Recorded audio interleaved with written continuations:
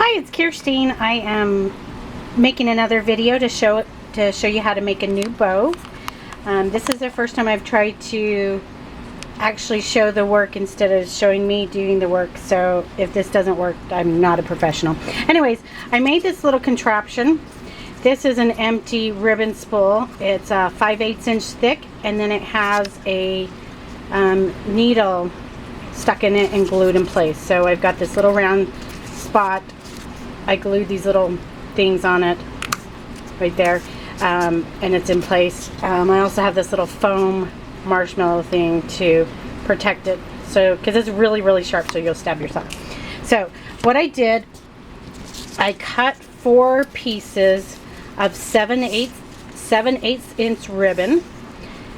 These are each 8 inches long, so I've got 4 of those. Then I have 4 ribbons, or 4 lengths, that are 5/8 inch wide, and they are 7 inches long. So you notice that was 8, this is 7. The last ribbon I'm using is a 3/8 inch wide ribbon, and they are 6 inches long. So we have 8, 7, 6. We want to first start with the 8 inch ribbon and fold it in half, and I just make a little crimp right there so I can see, and then I'm going to put this onto the needle, onto this device, so they are centered. And now I've got all these 4 lengths that I'm going to adjust, and I'm going to twist them, and I'm going to move them around until they're balanced. So, does that look right? There we go. So I've got kind of a cross there and a cross there. Then I'm going to take these lengths and I'm going to fold them back onto the needle without stabbing myself, and trying to keep it about the same distance from the end. And I don't think it matters whether you work from the back or work around. So just stabbing them onto the center of that needle.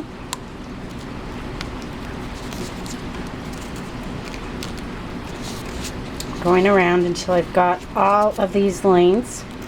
There will be 8 because we used 4 lengths. And there we go. So I've got all these wrapped back around each other. This is a perfect time to look at it and not stab yourself, and to see if it looks balanced. If that looks balanced, then we're moving on to the 4 7-inch long ribbon. So we've got that. Folding them in half again, and all we're doing to fold this in half, the reason we're doing this is just to mark the center part of that, and I just squeeze it so that then it leaves kind of a little crease in the center, so that then when I come back down and put it on the needle, I can see the center. I do the same thing that I did with the wider ribbon. So this is the 5/8 ribbon, and I'm going to move it around until they're all evenly spaced. So you can see they're all around there. Once again, I'm going to start wrapping them and putting them on this little needle. You could probably use a pin. Oh, look, I did make myself bleed. A little blood. I use the needle because they are so sharp, and I know it's probably hard to get a hold of these, but a pin or anything, and then tape it to the back, just anything, so that this sharp end is sticking up and that you have a base to work on. I will put a link to the, because I took, as I was making this little thing here, I took pictures so that you can see. It's really simple to make. Ow, stabbed myself again. Ow. I mentioned I'm not a professional, right? Okay, so nope, that wasn't far enough. Okay, So we've got all those lengths. I can twist them and adjust them. That is basically going to, what you see there is what it's going to be. Last of all, I take the 3/8 inch ribbon, stack those on top of each other, fold them in half. This time, I don't think a mark will be left on this type of ribbon. It's a little stiffer, but I got a basic idea of where the center is. There we go. Twist it around just like we did with the other 2 lengths of ribbon.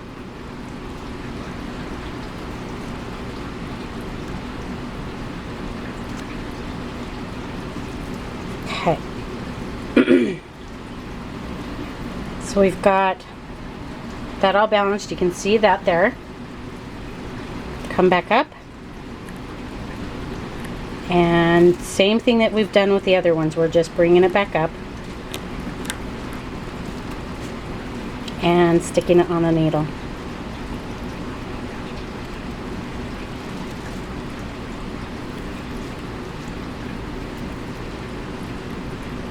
And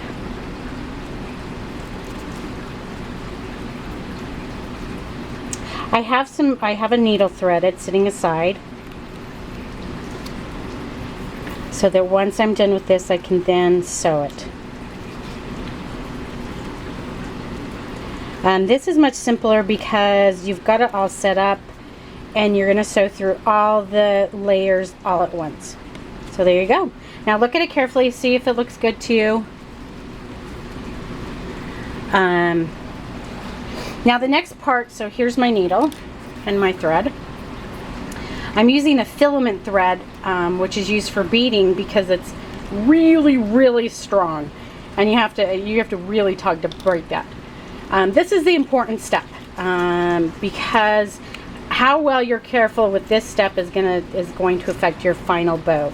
So I've got the center needle, if you can see that there, and then I'm going to twist it, lift it up, and I'm going to find the bottom ribbon. So I've got my fingers on each side of the needle.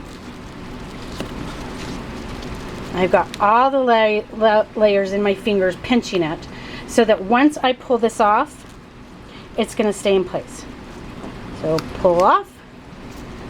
It did shift it just a teeny bit, but not much. And then, holding them all really tight, I'm putting the needle through the center.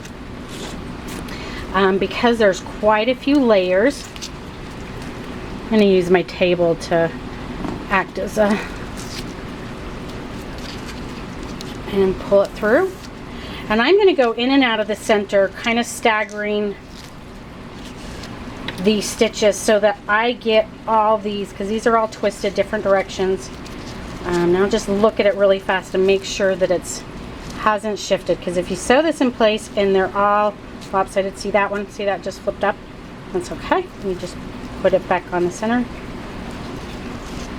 And I'm not sure what's happened. That's what's happened there. There we go. So before I finish sewing it, because if I sew this in place and it's lopsided, it will stay lopsided. And I'd rather not have to undo it and redo it. So then from the back, okay, there we go. So this is, you can see right where I came up, about 1/4 of an inch away from there. Gonna go back up basically through the center. This time I'm gonna look at it and make sure I've caught all these, because that one came undone. I'm gonna make sure that catches that. And I'm gonna do this going up and back through the center 2 to 3 times, just so that it's all those lengths of ribbon are really caught. And I don't really care if the back is pretty, because I'm going to have, since this is going to be a bow for a dog collar, I'm going to glue the backing to there. And so I don't care if my stitches look even and pretty. Okay. So again, we're going up through the center. Do it 2 more times, just make sure all of these are caught. Probably is going to be the last time. Okay. And then once I've got that, so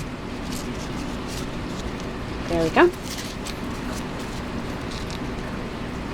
I'm going to tie that in a knot. Oops.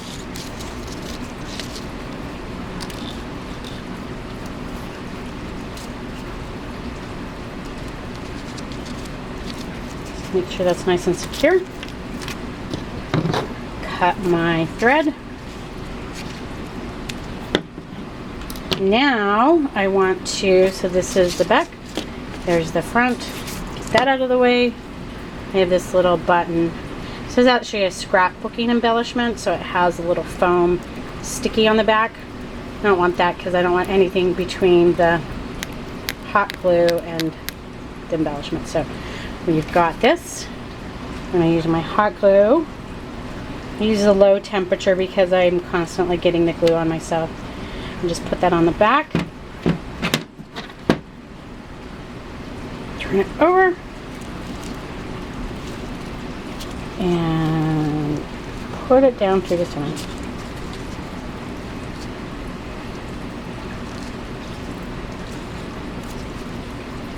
So there you go. Really simple to make this really pretty fancy bow. So this is the little tool that I made. This is a needle, and this is a 5/8 inch empty ribbon thread. These are just little cardboard pieces that I've cut out in a circle, glued on the top, turned it around, stuck the needle through, glued it in place, and glued this on the back. I did that because I don't want this needle to really move around. I want that to stay in put.